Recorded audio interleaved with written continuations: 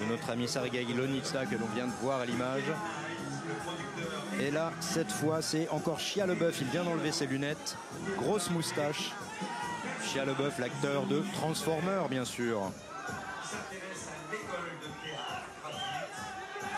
Shia LaBeouf que l'on a vu dans Fury également, aux côtés de Brad Pitt.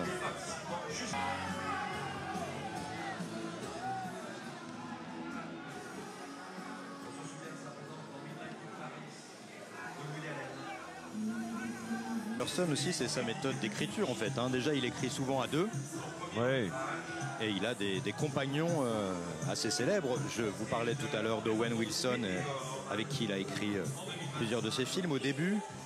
Et maintenant, son nouveau chouchou d'écriture, c'est Roman Coppola. Oui, en Allemagne.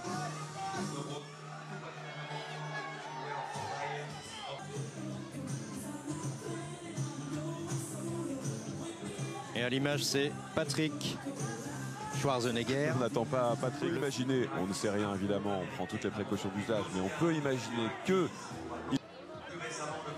Charlotte Lebon. Olivier, vous nous rappelez qui c'est? Très anciennement Miss Météo Canal+. The Walk. Ah, Jeremy Strong, américain. Et c'était lui qui jouait Roy Cohn, notre ami Jeremy Strong qu'on voit à l'image. C'est un personnage parfaitement ignoble ou auquel on a du mal à avoir de l'empathie, mais rassurez-vous, on en avait encore moins pour Donald Trump et on finissait par... Pour le film français au Palmomètre qui a quand même marqué les festivaliers.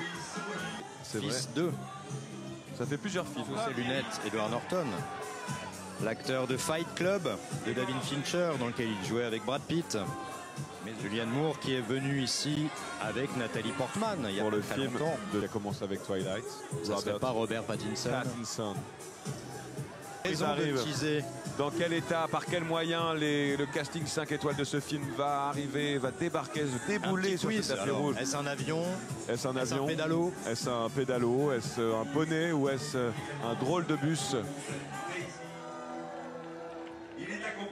Mais avant, on saura s'il a une place au palmarès. Bill Murray, Charlotte Gainsbourg et Benicio del Toro. À leur côté, regardez l'actrice Mia comme ils sont Frickleton, beaux. l'acteur Michael Serra, l'acteur Jeffrey Wright,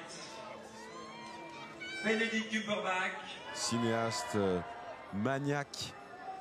C'est comme ça que la presse le surnomme parfois, tant il fait attention aux moindres détails de chaque costume, de chaque décor.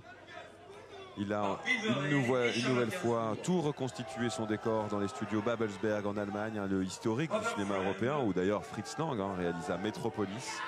Tarantino tourna Inglourious Bastard. Là, il a refait un avion, un bateau, un palais. Il a tourné avec des vraies œuvres d'art. Reportage exceptionnel à relire dans l'édition du Monde du week-end dernier. Si on devait faire un casting de tous les films de Wes Anderson, ça serait exceptionnel. Ça irait de Bill Murray à Frances McDormand, Tilda Swinton, Benicio del Toro, Timothée Chalamet.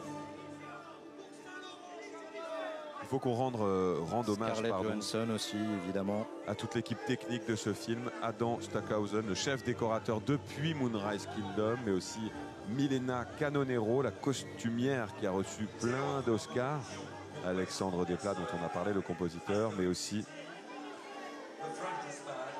Voilà Alexandre Desplat. On entend la musique. C'est souvent le cas quand l'équipe des films monte les marches, on entend la musique du film dont il est question. Alors pour les fans de Wes Anderson, sachez qu'il y a de nombreux livres. Il y en a un notamment de Christophe Narbonne, un ami journaliste qui a travaillé à Première, qui a signé un beau livre sur Wes Anderson. Et il y a aussi ce compte Instagram en fait qui est intitulé Accidentally Wes Anderson, qui avait été créé en 2017, qui réunissait des clichés qui évoquaient l'esthétique des films de Wes Anderson et qui a donné lieu lui aussi à la publication d'un livre. Merci Olivier pour ces conseils. Je vous en prie. Précieux conseils. The Pledge de Chopin, ou encore Usual Suspects de Bryan Singer, Wes Anderson qui petit a vu La Dernière Séance, le film de Peter Bogdanovich, et le choc. Quelle merveille ce film. Hein, et c'est là qu'il s'est dit je veux faire du cinéma. Après c'est aussi, vous l'avez dit déjà tout à l'heure, fan de Truffaut, de Renoir, de Louis Malle. Ils sont parmi ses 10 cinéastes préférés.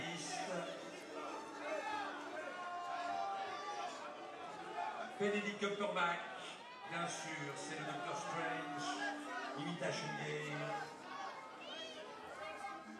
Michael Cera, derrière lui Benicio del Toro. On a vu juste avant Benedict Cumberbatch. Bien sûr, mais à Cannes. Le Sherlock, mais aussi le Docteur Strange, qui était aussi excellent dans ce film sur ce mathématicien bien connu, le voilà, Benedict Cumberbatch. Vous savez, le mathématicien qui était gay d'ailleurs et qui a été reclus à cause de son homosexualité. C'est lui qui a carrément inventé l'ordinateur. Tout à fait.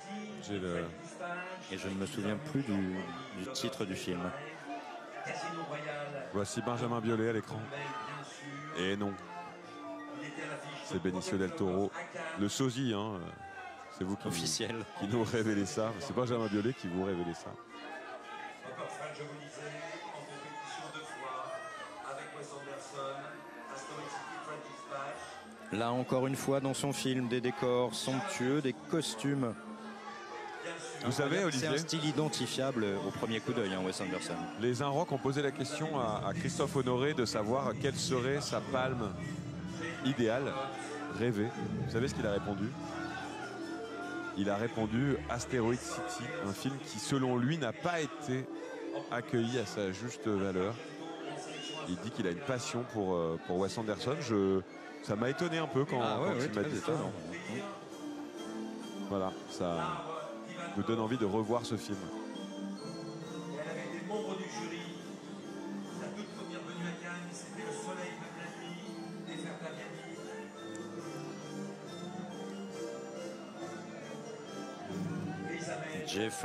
Bill Murray. Richard Ayoade. Et Antonia Desplat pour le casting. Et pour la musique, bien sûr, on retrouve Alexandre Desplat.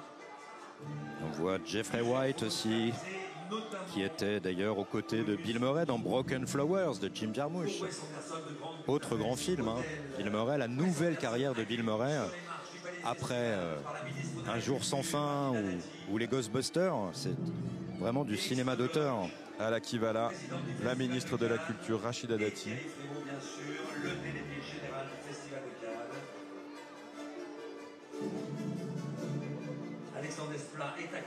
Rachida Dati qui embrasse Benicio del Toro. On l'a vu plusieurs fois cette semaine, notamment hier. Souvent pour des films américains d'ailleurs. 2 Oscars. Pour Alexandre Desplat, bien sûr, celui de La Forme de l'eau de Guillermo del Toro, avec lequel il donnait une leçon de musique aujourd'hui, Alexandre Desplat. Et vous savez ce qu'il vient de lui montrer à Rachida Dati, Wes Anderson, on l'a vu à l'image. Non, rassurez-moi. Qu'est-ce que c'est, dites-moi? Son couteau. Eh bien non, son insigne de chevalier des arts et des lettres. Des arts et des lettres. Eh bien oui, parce qu'il est... Ah, regardez. Ah, cette année, les cinéastes ont pris le